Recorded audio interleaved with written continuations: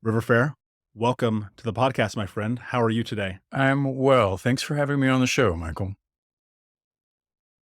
I'm very excited to have you on. You and I had a bit of a conversation as the lead up to this, and your story, your journey is really remarkable. But before we get into that, I'd love to know if you were to describe your childhood in one word, what word would that be? Hmm. Confusing. Mm. I think that probably holds true for many, many people. Can you go into that for us? I'd love to know how you landed at that word. Well, and we may not find our way to that in this session, and it's on some level irrelevant, but I am what the Mhm. word that I would choose to use most often now is an intuitive or a sensitive.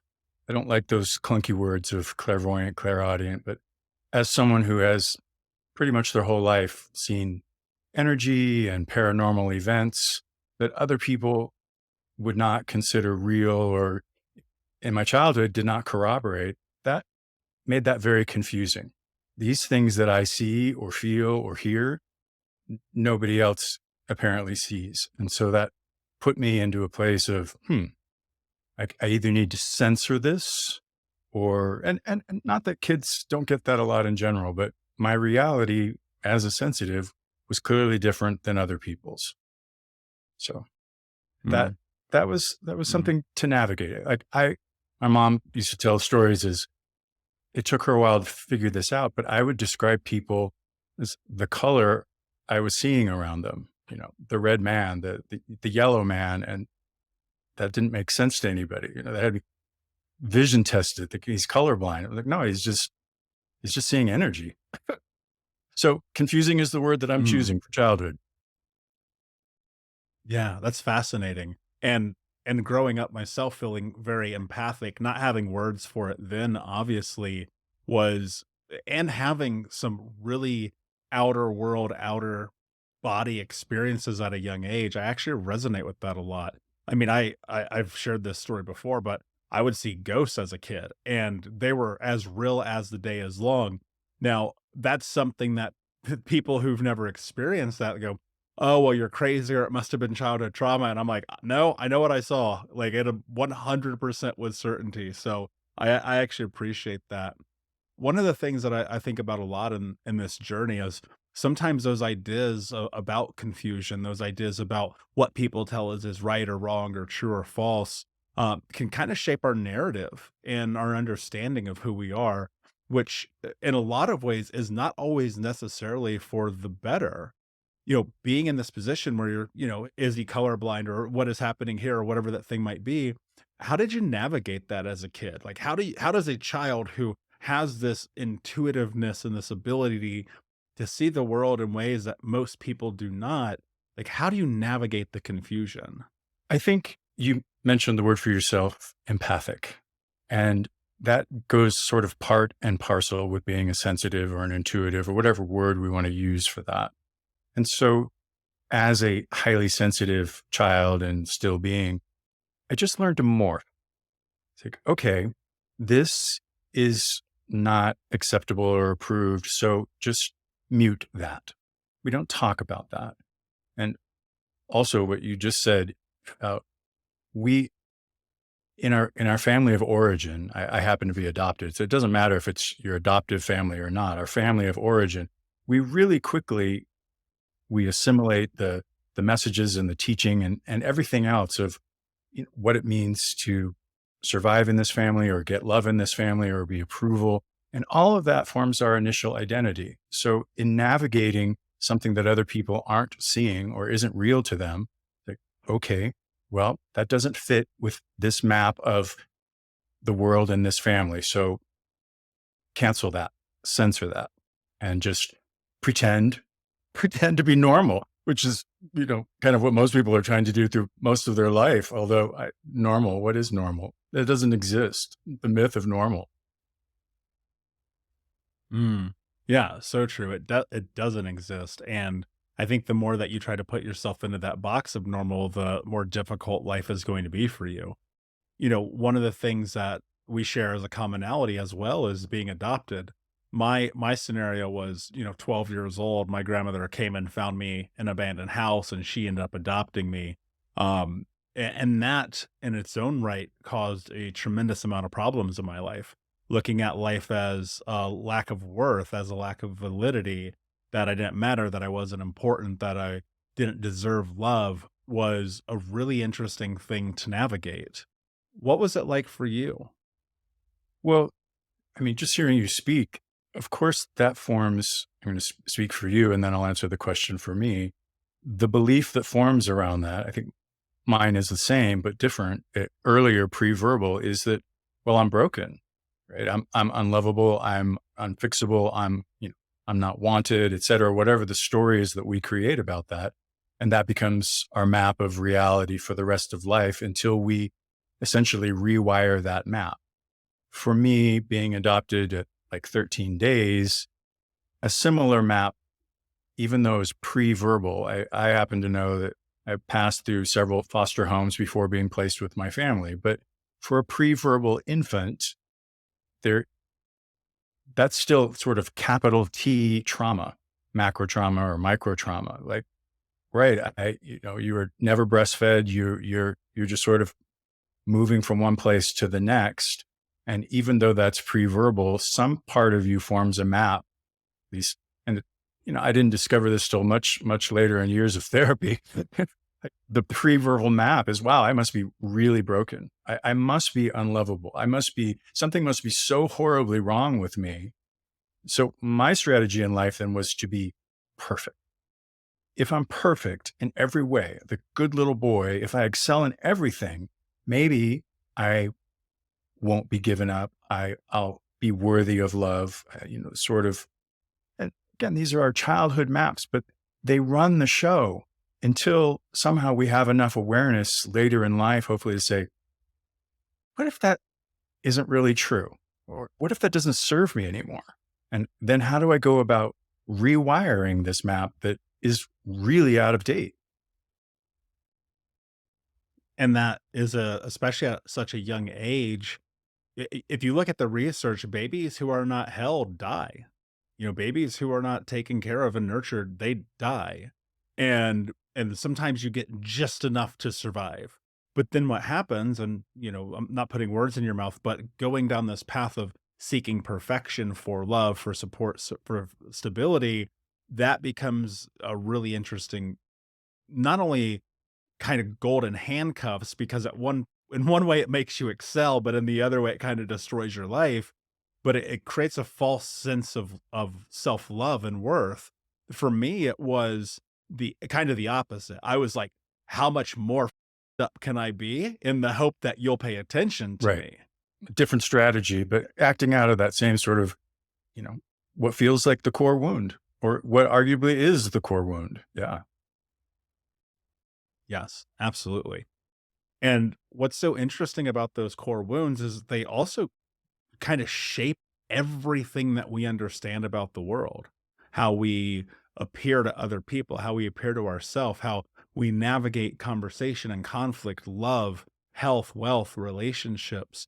And here's the most difficult part about this, and I don't know if this was true for you, but it wasn't until like in the depth of doing the work and the realization of the pain of that hole of that wound was I came to understand how much not only did I need to go down a healing journey, but how much that wound was keeping me from so much abundance in life. In your journey and of that healing, and you brought up therapy, like what was kind of the transverse of that experience of recognizing that wound and then walking down the path of healing? Well, I have a curious upbringing. I was placed in a really loving family, even though that fractured at about 5 years. My my adoptive mother actually then became a psychotherapist and married another psychotherapist. So I grew up in California with two therapists as my parents, and I always joke like, We're gonna need a right, I'm longer like show. that doomed me to sort of any sort of normal upbringing. Like, wow, why can't my stepdad just be a dentist, right? Or my mom just gonna analyze me every day. And so I'm not analyzing. Yes, you are. And it wasn't until I was really an adult and they were both gone that I realized what a tremendous gift that was actually to grow up in a household with Mm. that sort of awareness. But because they were therapists, I always had a therapist from early age and they were, well, of course you can't talk to us. You don't want to talk to us. So, and all of their friends were therapists and my friends' parents were therapists. And that was my Southern California world. And I thought that was sort of normal until I went off to college. And then people were like, you have a therapist? What's wrong with you? What do you mean you don't have a therapist? What's wrong with you? Mm, But where I was going with that is that from a very, adolescent age, and at the same time also trying to like figure out my sexuality and realizing, oh wow, I think I'm gay and all these other things. I always had a therapist. And so there was from a really early state, apart from just being an empath and sensitive, a lot of self-awareness going on. The caveat I will say, what I always say with my coaching clients and in videos and my own podcast is we have to have like self-awareness is the key ring that holds all of the keys. You've got to have the self-awareness. And yet, awareness, and I'm sure you know this from your own journey, awareness itself of the core wound, of the story, it doesn't shift it. I could talk about my story forwards and backwards and inside out and upside down and through. And if I wanted to my way through a therapist session early on, I could. The awareness of the story doesn't shift it. It's useful. It's a first step. We've got to have that awareness. Okay, this is the map. And then we have to figure out ways or get tools. How do I shift the map? How do I update the map? I use that term map because I think it's sort of the best description of how we form reality in that family of origin. And it determines really everything until we start to see, oh, this this is like looking through a certain pair of glasses. What if I change the glasses? Like there is no reality other than how we perceive the world.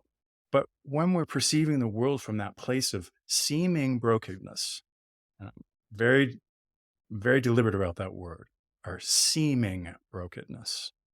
Because in my view, we aren't broken, but we definitely feel that way. And most of my experience my whole life was, wow, I'm broken. I can mask this really well. I'm a highly functioning individual and super smart and very articulate and all these things. And I can mask this, but deep inside, I'm really broken. And that, Mm. that part of that awareness just came from the unique situation I had growing up, right? You get put on a self-awareness path very early and it put me on a very different trajectory. And I realized it is a very different journey than most people are on. Yeah, I actually relate to that a lot, minus the whole having parents thing. I You had can't answer a to therapist thing, right? I felt yeah, yeah, at that, right? I found myself in therapy at a very young age after having, some sexual abuse in the church at a very young age. My mom, even though we never talked about it, but immediately she just threw me in therapy, and we never had a discussion about anything that ever happened, but I would find myself in this therapist's office, or it might be one of the few redeeming moments of my childhood in correlation with my mother and in connection with her, because it got to the point where at 7 years old, I was so violent, like, I was fighting other like, I remember this vividly. I stabbed a kid with a fork in school, and you're like, "That's not normal seven-year-old behavior," and I found myself in that thing, and you talk about this shift that starts to happen through awareness, even at that young of age, like, I remember kinda being aware of, like, who I was and what I was, the circumstances, the situations, but what's really interesting to me, and the reason I'm bringing this up, is that I started to down that awareness because of intelligence, because of the ability to kind of navigate the world in a different way than these other kids. Um, there's a very weird thing that happens when you get bullied for being smart. You actually learn how to like yourself down. And so I did that for a long time. And then you add in drugs and alcohol and partying. I go look at my life in my 20s. Now it's a complete disaster, even though I'm successful in business because I'm a high functioning crazy person at Yeah. 26 years old. And what I found was there was this shift. And I think there's an inevitability that takes place when you decide to remove the mask. because you said that self-awareness kind of brings to your attention, but it's not the thing that shifts the story.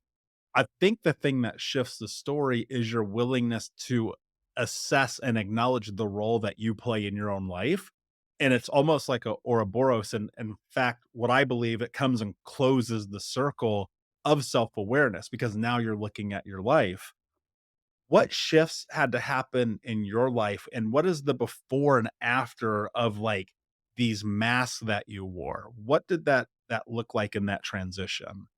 Well, it is a very interesting question. I want to find my way to integrity in a moment. But masks, going back to our childhood and the, for all of us, that our family, the family of origin, the adoptive family, same, our culture, our society, all the messages that we just take on through osmosis. What is it to be a good little boy? Whether or not we align and obey those messages, but we are absorbing them. What is it to be in this culture or this subculture? And that forms what I call our provisional identity. It's not authentic. It's put together from what we need to survive, to get love, to be approved of, or whatever our strategy is. And it's our provisional identity. And it's also the beginning of ego is forming through all of that. So our initial self, beyond very small baby, is by its nature provisional. It's inauthentic. It is masks. It's our persona. This is what I'm playing to be. This is how I get approval, et cetera, et cetera. And most people, frankly, are living with those masks their whole life. They haven't done that deeper exploration of who am I underneath this? Do I really believe my family story? Is this what I believe about God or religion or the bigger, deeper existential questions? Most people are living that provisional stage one. I call it the caterpillar self. You haven't yet evolved into the meltdown sticky of goo to become that more soulful, authentic person. And they're living that till their midlife crisis and beyond. Most people are moving their whole life in that stage one, which is, in my view, masks. And so something has to happen along the way. And that can be crisis. That can be something sort of existential, like soul. I think for me, it wasn't crisis. It was more something in my, I'll just use that word soul. Like, what is it that my soul needs to do? For me, that was things that were creative, that were things that was, I needed to be somehow tied to nature. I just sort of a sense of, had a very strong sense early on, like if something doesn't align with me and that sort of sense of soul, like I'm not doing it. I'm not that, no, that doesn't align with me. That does not resonate. So that, I guess there are multiple ways that we can, I think, get put on this journey of discovering the authentic self. What is that? And that is not something that happens overnight. That's its own journey. And like I had to run into a lot of dead ends. I had to burn out with drugs and cocaine at 21. I had to, hit bottom early. I had to hit it and hit it hard before I could start on a different sort of journey of like, wow, okay, I'm like you. I'm a very successful self-destruct person here. And I'm running from a lot of things and my mom's death and my sexuality and all sorts of other things, my own fear that I won't make it in the world. And so, I'll sort of do all this sabotage here to self-destruct. But what I did with that is hit bottom early and put myself on a different journey. And that became like, hey, what's the authentic bit here? And if we take away the crutch and all the other, the hiding and the get real about our self-destructive behaviors, okay, I'm on a different journey. And for me, that also started to become a spiritual journey. Why am I here? And so that whole and that process, as I normally say, was well underway by, yeah, by 21, I was sober. So that sort of Mm. the spiritual journey that started for me in a 12-step program just became really the path for the rest of my life. So I'm not sure I Mm. fully answered your question there, but we had an interesting little detour maybe. Yeah, yeah. No, and I think it opens up a lot of different areas here because on this one hand, I look at it and I'm in my head, I was just thinking to myself, I'm really glad you hit rock bottom so young. And the reason Yeah, me and the too. reason why I say that is because for me, it was 25. And I look back at that and I'm like, thank God I reclaimed potentially 75 years Great. ahead. And I'm so like, whenever people are like, I hit rock bottom and I was like 24, I'm like, good, because that means you're actually coming to I agree. awareness. And I think that that's a part of rock bottom that's just not talked about. And look, it's different for everybody. It's not always cocaine and drugs and sex and money. It can be a myriad of Right. different things. And I think that in the acknowledgement of those things begins the path of like not only true understanding and removing masks, but freedom. And I have found that not only in my own journey, but in those that I've worked with over the years, is like freedom is what we're all seeking. And that freedom is to be us, to remove ourselves from the shackles and the indoctrination of childhood, to step away from the cultural norms that are not befitting. And it's funny because, River, one of the things that I do is I speak on these stages, whether it's, for businesses and corporations or personal development events or even this podcast. And for me, that word that you use that is so unbelievably important is integrity. And I can tell you with 100% full trust in what I'm about to say, integrity did not come for me until rock bottom. Because until that moment, I was codependent. I was willing to do anything everyone ever asked me to do. I was consumed with drugs and alcohol and sex and money. And I would constantly find myself in these unbelievably precarious situations. And as you said, these two words, I was like, "Yep, that makes sense." And I was in this provisional identity. I was living, which many people do, within the confines of what they believe it means to be a human being. And I believe, and this is why I'm taking this path right now, I believe that fear keeps people in that identity. And so I'm wondering, like, as you were in your journey and you're going from caterpillar into the next stage of this cocoon, like, what was it that drove you? Well, hmm, thinking of caterpillar and cocoon. Um, I, but before that, I was thinking of what you said about fear. Fear absolutely keeps people from their authentic journey. The fear of the unknown, the fear of letting go of the roles, the fear of dropping the mask. I mean, we could have a whole podcast on how fear keeps us in a familiar but very stuck place that's anything but free. And in my own ways, even despite having a very high level of awareness, I was still stuck in various aspects. And the thing that really propelled the cocoon and the meltdown was I toppled, and this was in my 30s. I toppled into a mysterious healing crisis, and everything shut down for me. My I, my work stopped because I was so disabled with chronic fatigue.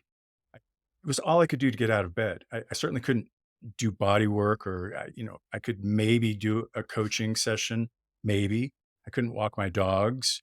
I And that put me.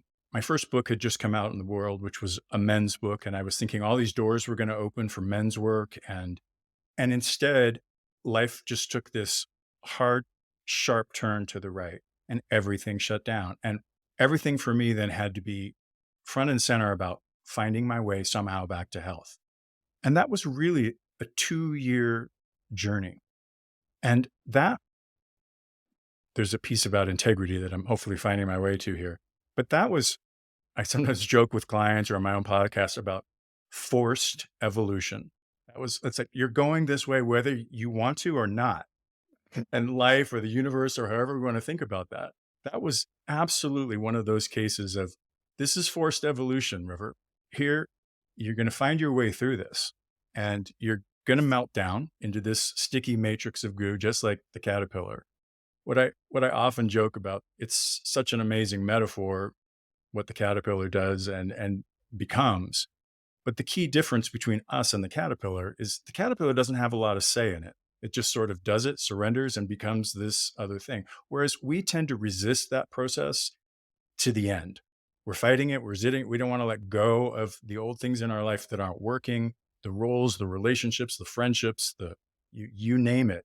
And so we're actively saying, no, no, no, or not right now, not until whatever. The kids are out of school. I make this much money, et cetera, et cetera.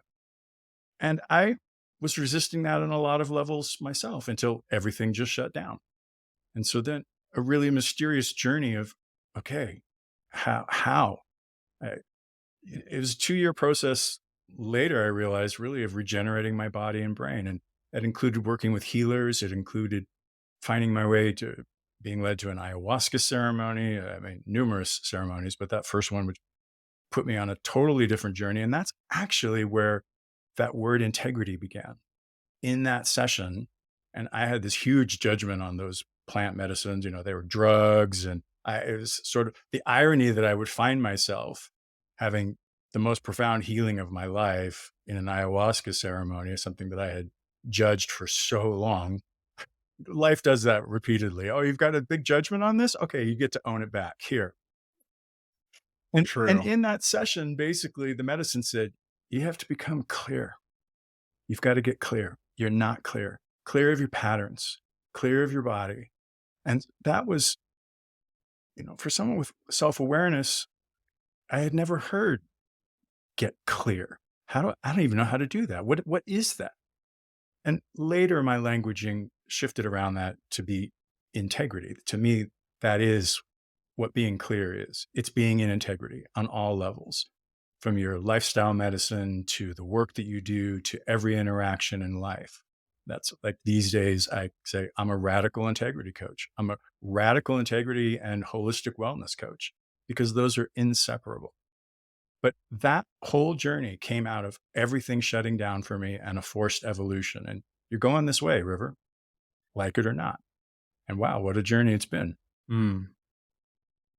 Yeah, and the universe is always going to give you what you need, That's right. which I think Like is it one of or the most not, but fascinating right. parts of this journey. Right. Yeah, because it truly isn't what you want.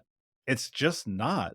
I mean, even when I look at my journey and these moments of healing, even still to this day, doing the work, showing up, having a coach, going down the path, constantly learning, putting myself in very difficult situations of struggle for evolution. At some point in the beginning, it was forced by the universe where it was like, dude, you're going to have 5 panic attacks a day until you get your together. Right. And that's what it was from 26, 27, 28 years old. I was having 3, 4, 5 panic attacks every day. It was crippling. My business shut down. My health was a wreck. The relationship I was in, which should have ended way earlier, was a nightmare. And I kept thinking to myself at the whole time, I was like, I think I'm just dying. And then it was really interesting because as I was heading into the journey of a deeper healing, which had required me to leave my home, which I think is a part of this. And by home, I mean the city I grew up in.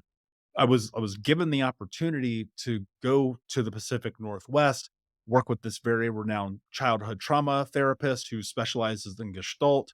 And this was almost 10 years ago, right? When this conversation wasn't being had like we're having it today.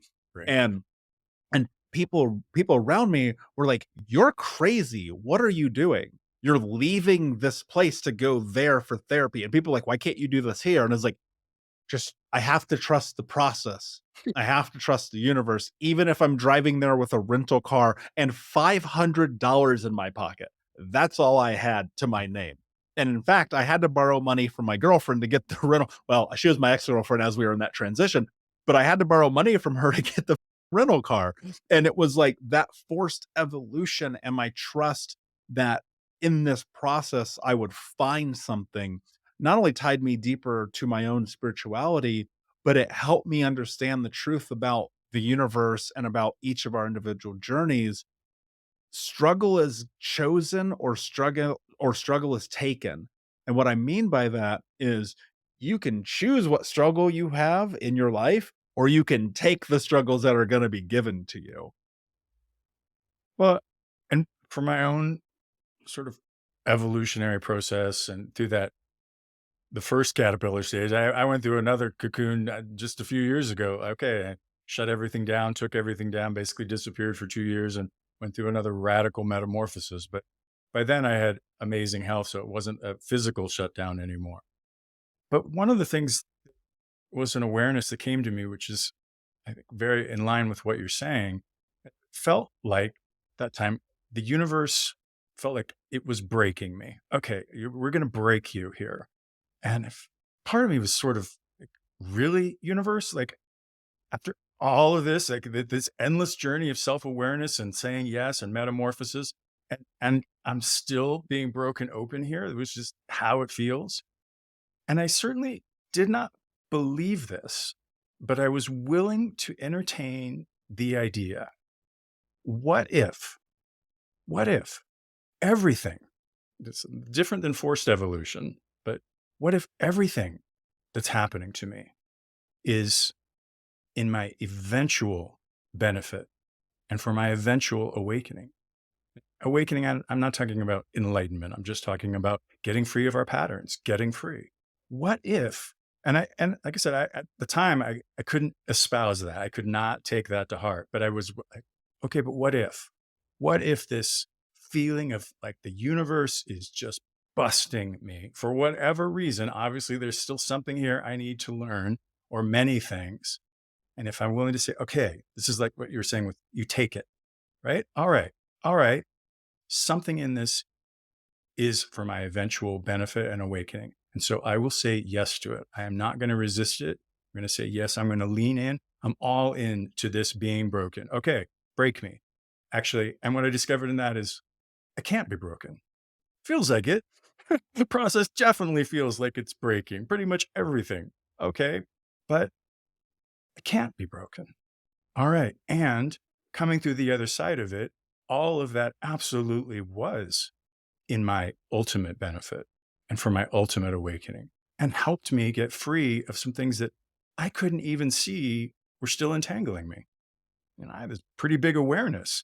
And yet our beliefs, I often talk about the belief matrix. We all are in a matrix of our beliefs. And even with very expansive beliefs, like my awareness at the time would be like, I'm just a localized embodiment of cosmic consciousness, having a human experience. That's a pretty expansive belief. And yet, even a really expansive belief still strangely can keep you trapped in ways that you don't see. And so that whole, once again, meltdown caterpillar metamorphosis of sloughing off beliefs and willing to say yes. Okay, I'll take this. I will take this and say yes to this. And somehow this is for my eventual benefit and ultimate awakening.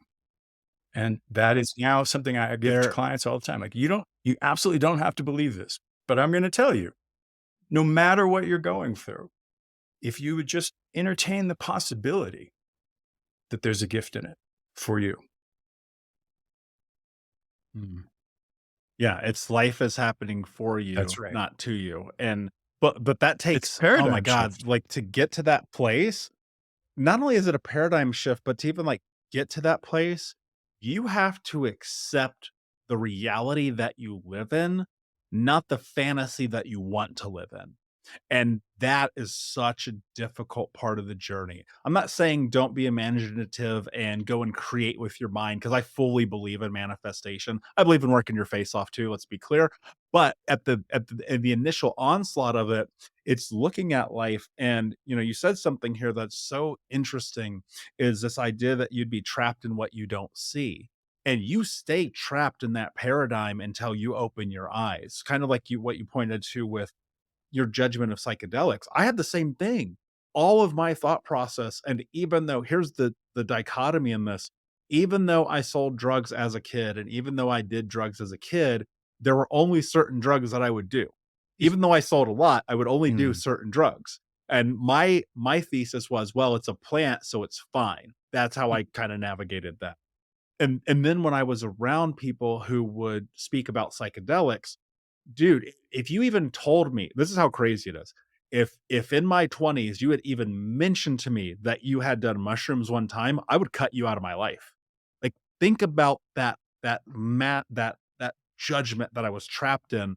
And then lo and behold, psychedelics have set me free from so much suffering, so much pain, so much of Sure. stuckness, and my willingness to walk down that path. And I think that this isn't a conversation about psychedelics, obviously, but what it is a conversation about is like the willingness to open your eyes. Because when you do that and you're paying more attention, that moves you more towards this integrity. And for me, it's very much in alignment and integrous to be willing to partake in plant medicine in a healthy, therapeutic, growth-oriented way. I've never done psychedelics to get high. I've only ever done them to heal something. But that was a paradigm shift, and there are people who, whether it's about psychedelics or about a type of food or the kind of person that they would date or marry to or have sexual relations with, how do you like, what are some of the things that people should take into consideration to actually create a paradigm shift in their own life? Is there something formulaic to this? Is there a process? Is there steps? Because my thought is, for me, what happened is I just relinquished control. And I just said, I am going to let Jesus take the wheel, to be facetious. I'm just gonna allow the universe to bring me what I'm meant to have. And that for me has been a beautiful healing journey. But for people that maybe they don't have that level of spirituality yet, or they haven't tapped into that place, how in the world do you have a paradigm shift about ideations and dogmatic thoughts when they're so indoctrinated and groomed into you? There's, well, the short answer is you have to be willing to consider a different idea. If you're not even willing to consider a different idea, then you're stuck. There's there are many, I think, sort of classic paradoxes in the universe and life. And here's one that the only thing that can be known absolutely is that nothing can be known absolutely, right? You can't know anything absolutely except that nothing can be known absolutely. That is the trap of our beliefs right there.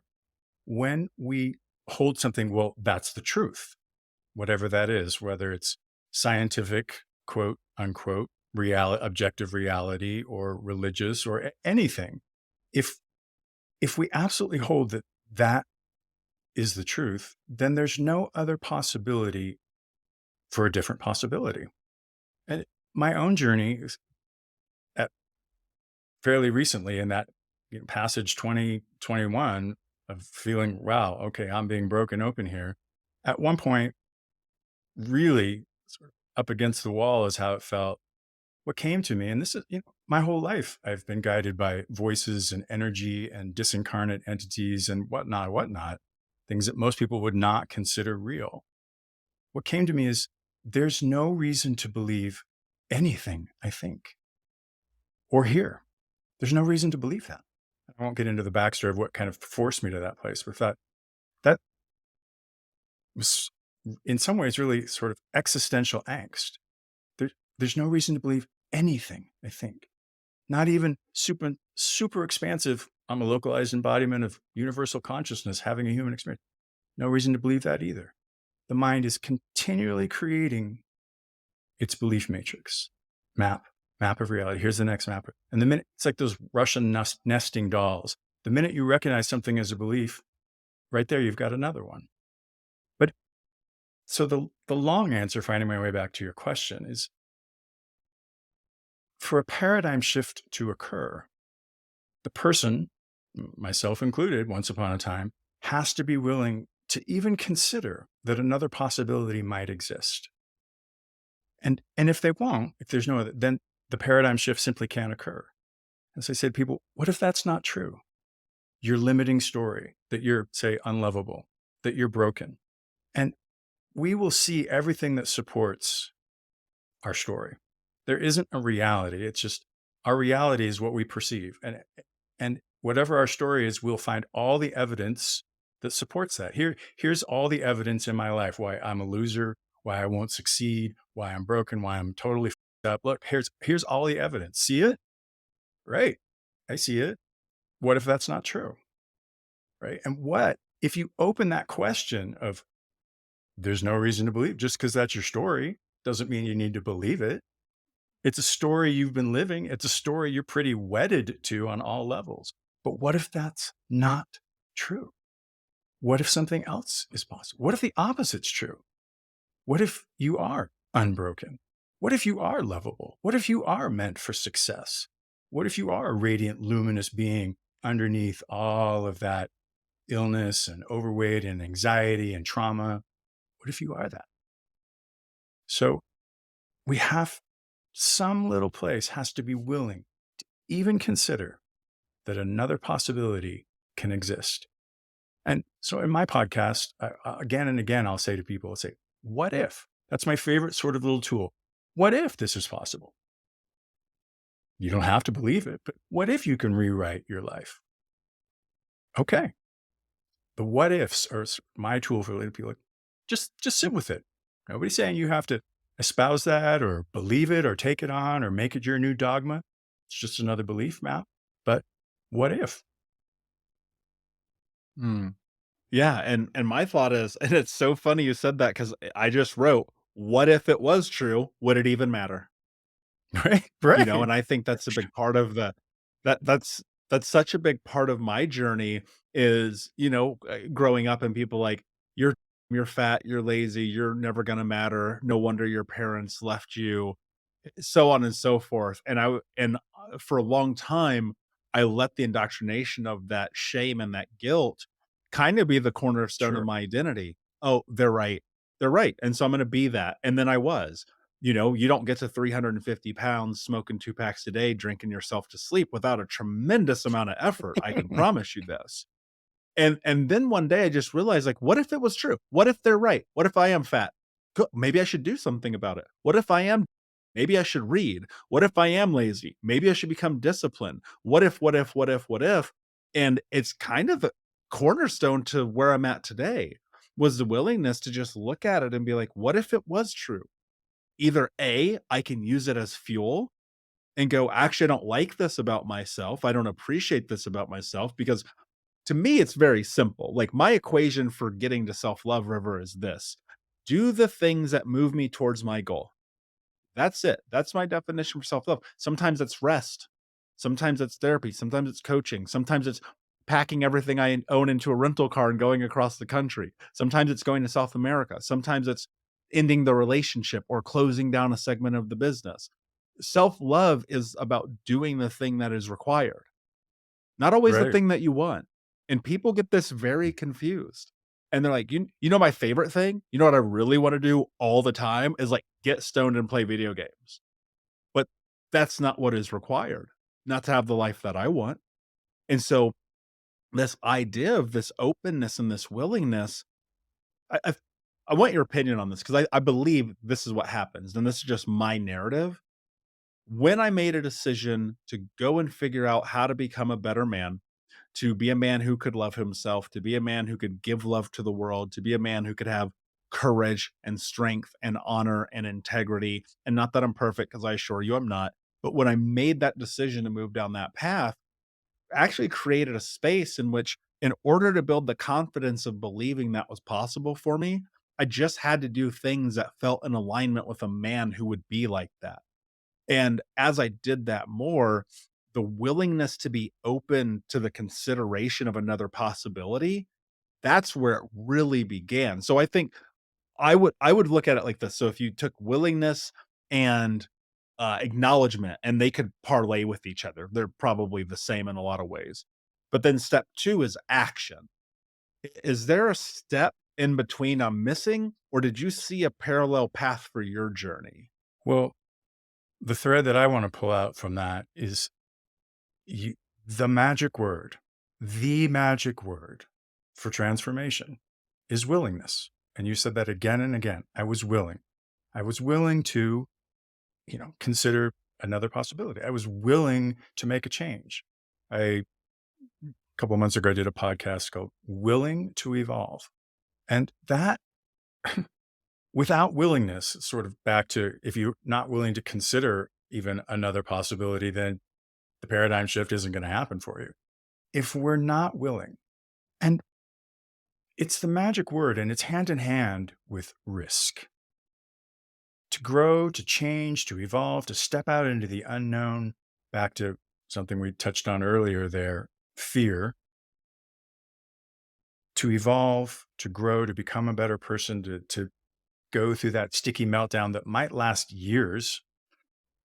It's not going to be over anytime soon. And there might be this really long, drawn out sort of liminal space. You're not that old version one provisional caterpillar self anymore, but you're not yet the radiant integrity, luminous, soulful dude yet. And you're a little of both and you're neither. And that might, who knows how long you're going to be in that space. And that's a risk. And there's a death involved with that. Absolutely. And all those things, again, bring up fear. And so people are like, I'm not willing. I'm not willing. And maybe what's underneath that is, frankly, I'm afraid. I remember a guy, he was down in Peru. I've spent extended time in Peru working with medicines and shamans, and not just ayahuasca, but other plant medicines. And there was a guy who had a really rough upbringing in Philadelphia, and he was a rough dude. And he was there for some profound healing. He had a major brain injury, and he found really profound healing in that. But I kept in touch with him after he was only there for about a week, and I was there much longer than that. But he said, when he came back from that journey, first of all, his girlfriend didn't want him to go. And he knew that he needed to do this, to try this, because nothing else had worked. The antipsychotics and the anti-seizures and everything, nothing in science basically just threw him aside, you're effed up, dude. So, and the ayahuasca, truly, to this day, he would say, absolutely healed him. It was rough going. But when he came back, his girlfriend, essentially, the first thing she did was break up with him. And she said, because you're changing and growing, that's showing me a mirror that I don't want to look at. And I'm not willing to do that work myself. And so fear comes up in all sorts of different ways. Like somebody starts changing and too much, a relationship, like I can't go there. I need you to be this person that I think you are, or I want you to be. And so there's all sorts of reasons we're just not willing. And your question was, is there a step between the two? And I don't know that I think of steps. I definitely think of things as passages. Definitely. Okay. Some passages are much more enjoyable than other passages in life. Wow, this passage is really rough. Mhm. Okay. Or this passage is really beautiful. Okay. This is great. Whatever it is, it isn't going to last. There's going to be another passage. It's sort of just like seasons. And I think that's part of our cycle of growth. But when we're willing, I had a client in this 8-week coaching, and every now and then I do it in a group format. And the last time I did a group format, there was a woman in there. And in one of the modules, they were invited to do this piece around breath work. And she had a really, really powerful response to this breath work exercise I was having them do.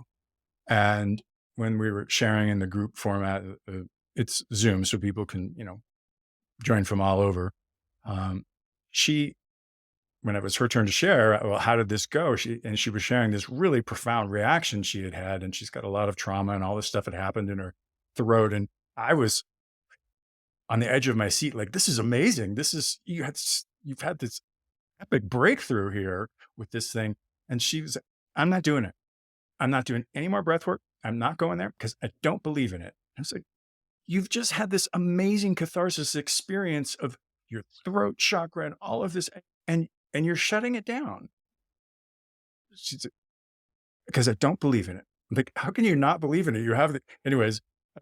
What I said is just reflected for a minute. I said, so you do realize that you're essentially just choosing to remain stuck because you say, well, I'm not willing to do that.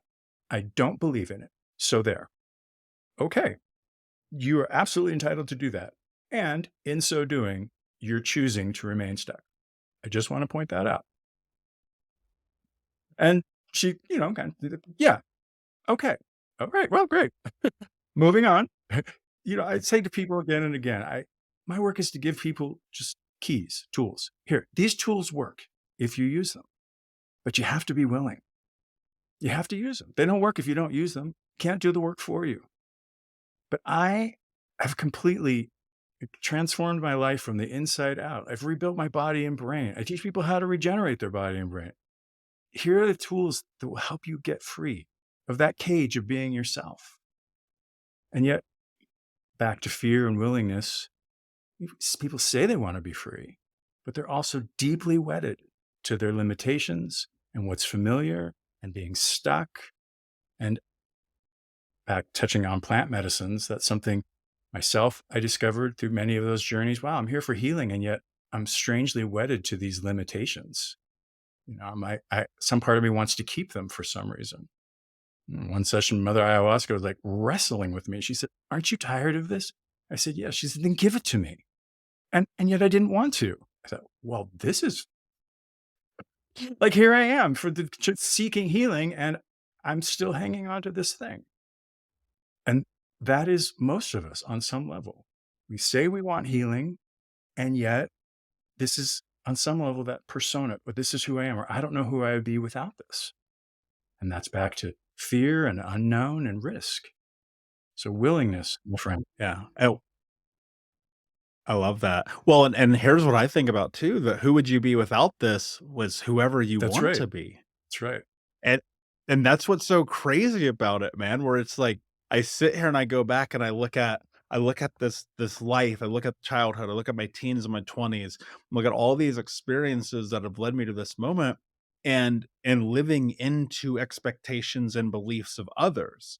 And it wasn't until I wrapped my head around my own values, my own beliefs, my own non-negotiables and boundaries, where I started doing deep, deep, deep work, where I realized, oh, I can be me, and that's freedom. And the people who and look, I'm always doing the work. I subscribe to the idea, like, once you sign on the dotted line for this is a rest of your life adventure. Yeah. And so even still, when I'm working with people and I'm coaching people and they have a lack of willingness, I just ask them a simple question. And it's, when you're on your deathbed, are you okay with the last thought before you have that final breath being regret? Because if you are, continue to stay where you are. And if you're not, maybe you should be open to the possibility of something different. And I look at your story and your journey, and it's like, how do you take this young boy who suffered so much through being adopted and the chaos of life and drugs and alcohol and traveling the world and something we didn't really touch on, but being this trained chef in Paris to being a therapist to writing a book to all of the things, and yet still having the willingness to learn, to grow, to change, to heal, to transform, to evolve. And I think that when I sit across from someone like you, the thing that I have is just a tremendous amount of gratitude. Because if you're willing to do that work, I know that you make my job easier. You make Mm. my mission as a human being and the thing that drives me on this planet so much more profoundly easier because it gives me leverage. And I go, well, he can do it. Why can't all these other people? Well, they can. Right. And why can't I? Well, I can. And how do we do that? And I think about the work that must be done. And here's what I've been sitting in this a lot, right? And so I'm not going to go into my journey. I'm not ready to yet. But about 7 months ago, excuse me, 6 months ago, I did ayahuasca for the first time. I went out to a very well known facility and I went through the experience over the course of 8 days. And the one thing that I took away from it, probably more profound than anything, is just this idea of the willingness to have peace. And so Mm. I'm wondering, as you continue to like do your work and you open up and you create this container for yourself and for others, how will you know if this life has been successful? I'm smiling because the I have numerous offerings on my website. One of them is a monthly blog, and then I have my podcast that I've just mentioned. And this month's blog and the podcast that I just recorded that'll drop in 2 weeks or whatever are both about redefining success. And what is success? And I talk about my journey of what is success and what I thought was success and what I was chasing and somehow to be relevant. And most of our ideas about success are frankly pretty superficial, fame or fortune or visibility or influence, and they're all ego related. And for some time now, because of my own healing journey, what most interests me, there we go. See if I can speak a little more clearly, is what is it to be a success as a human being? And that often is not aligned with our sort of mainstream notions of success. And I share in the podcast and the blog, you know, I know a lot of people and I've worked with people who society would say, he's a success, she's a success. I know celebrities, I know political figures, and we, from the outside, most people, not me, look at them and say, they're a success. You know, they've got money, fame, whatever. And yet, in my view, they are not anywhere close to being a success as a human being. They're stuck on so many levels, from relationship to physical health to anxiety and depression. You know, a long list of places where they're stuck. So, what is it to be a success as a human being? And that absolutely is my journey. And to me, this is just my view, obviously, but to be a success as a human being means you're willing to evolve. You have the courage, you find the courage to surrender and step into the unknown. You, you are in service to something larger than yourself. You're willing to dismantle your ego, possibly, or not possibly, definitely. You practice gratitude and kindness and empathy and graciousness. And these are all things that, in my view, like, this is the mark of what it means to be a success as a human. So while the world may not say, well, he's not a success, you know, he doesn't have 30,000 followers on Instagram, or, you know, whatever visibility or whatever, some outside person might decide that I'm not successful. My core feeling 1,000% through and through is that my life couldn't be more successful. I, part of that is because everything in my life is in integrity. That's the one commitment I have. I don't believe in New Year's resolutions or anything. The one ongoing commitment, and I just happen to renew it every January 1st because it feels like the thing to do, is to be in total integrity in every aspect of my life at all times. So that's food, that's lifestyle medicine, that's self-care, that's the way I show up for my partner and my work and my clients, everything. And in that, I am absolutely a success. But it is the Mhm. ongoing work. After a while, it's not work anymore. It's just because when you really step into integrity, when you really begin to embody that, your life, and this is one of the reasons say, if you begin to even move towards integrity, your whole life starts to become one of alignment and flow and ease and even magic. I would say not in a Harry Potter kind of way, but just as in synchronicity and serendipity and opportunities that come to you just seemingly out of the blue. My life, I say this repeatedly, my life is pretty magical, but it's also because I've done a lot of work, and my total commitment is to just be in integrity. And then everything shifts because I'm endlessly willing, partly because I've had my ass kicked so many times, but it's like, okay, it's sort of like the leap of faith. The leaps, they get easier and easier and easier, or smaller and smaller and smaller. Like, okay, yeah, I could do that. And now it's just yes. How do you say yes? Yes to life. That's the word that goes along with willingness, right? Yeah. Okay. Yes, I am willing. All right. This feels uncertain. Yeah. Okay. Don't know what the outcome is going to be, but feels right in my core. My body relaxes. There's a sense of, okay. Yes. Yes. And the last thing I'll tack on, because you said it earlier about giving up control and being let the universe do the word that I would use for that, essentially, same, is surrender. So willingness and surrender to me are sort of braided together, not sort of, they are braided together. I'm willing, and I'm also willing to just surrender and go with the flow and let go of my expectations or agenda, or it needs to go this way, or no, that's all my stuff. Just drop it. The minute I drop it, everything goes much easier. Even if it might be, maybe I'm scared to drop it. Well, what if, yeah, what if? What if? What if everything works out Yeah. beyond your wildest dreams? What if? Mm. Yeah. Could you imagine surrendering and dropping the dogmatic belief that you aren't worthy That's of right. love and Right. what that would do to you? River, my friend, it's been amazing conversation.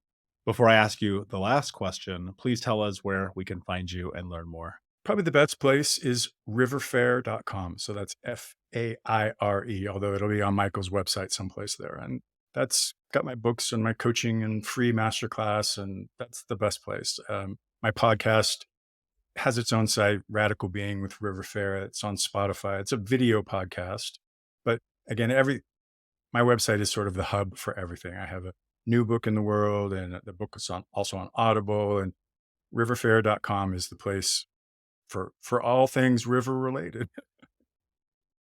And of course, guys, go to thinkunbrokenpodcast.com for this and more. My last question for you, my friend. What does it mean to you to be unbroken? Well, I absolutely believe that is the truth of it. We are unbroken. We feel broken often. Everything tells us we're broken through our senses, and we live in a world where everything is separate, or we perceive it as separate. The ego tells us we're broken, but it's absolutely my conviction. We're not broken. Nothing is broken. If you get down to the energetic level and the quantum, nothing is even separate. Arguably, you don't even exist as an individual if we want to really go quantum and step out there. And in that, nothing can be broken. It just seems that way. And so if you recognize that it isn't actually possible for me to be broken, that's one of those paradigm shifts that then opens the window to a very different possibility for your life. And I hope people will open that window. My friend, thank you so much for being here. Unbroken Nation, thank you for listening. Remember that when you share this, you're helping others transform their trauma into triumph, breakdowns to breakthroughs, and to help them become the hero of their own story. And until next time, my friends, be unbroken. I'll see ya.